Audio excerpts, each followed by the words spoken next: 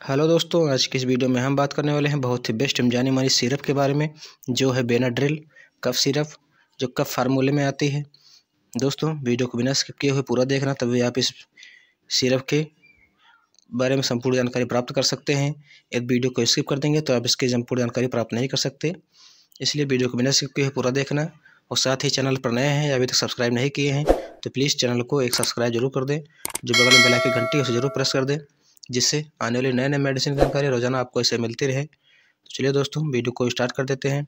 सबसे पहले बात करें, ये जो बेनाड्रिल सिरप है इसके कंटेंट्स क्या हैं। तो इसमें ये 3 कंटेंट्स मिलाकर बनाया गया है, जिसमें डिफेनहाइड्रोमाइन, अमोनियम क्लोराइड और सोडियम क्लोराइड, ये 3 कंटेंट से मिलाया गया है। दोस्तों, बात कर लें इसके यूजेस की, किसका यूज किस बीमारी में करते हैं। दोस्तों, आजकल बहुत सी बीमारियां हैं, जिसमें एक खांसी बहुत चल गया है। आजकल किसी न किसी को खांसी हो जाती है और खांसी बहुत दिनों से छोड़ती नहीं। आप 2-3 सिरप का इस्तेमाल कर चुके हैं, फिर भी खांसी नहीं ठीक हुई, तो आप इस बेनाड्रिल सिरप का यूज करें, ये आपको 100% ठीक कर देता है। दोस्तों, ये बहुत ही बेस्ट मेडिसिन है, जिसका उपयोग सूखी खांसी और बलगम वाली खांसी दोनों में यूज कर सकते हैं। ज़्यादातर एक कफ फार्मूले में है दोस्तों, तो इसका उपयोग बलगम वाली खांसी में ही यूज करें।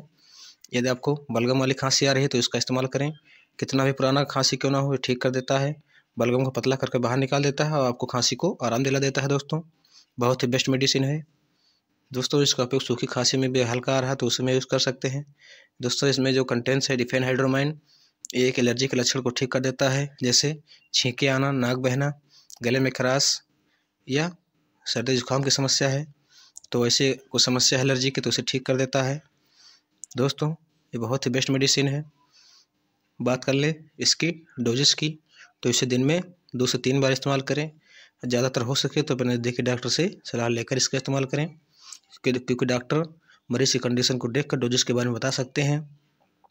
दोस्तों, बात कर लें इसके कुछ साइड इफ़ेक्ट की, तो वह नींद आना, मतली या उल्टी होना, पेट में दिक्कत होना, अगर ऐसे कोई समस्याएं दिखते हैं या और भी कोई समस्याएं हैं तो तुरंत इसका इस्तेमाल बंद कर दें, अपने नज़दीकी डॉक्टर से जाकर सलाह लें। दोस्तों फ्रेंड्स, बात कर लें इसकी प्राइस की, तो ये 125 रुपये में किसी भी नज़दीकी मेडिकल स्टोर से इसे खरीद सकते हैं।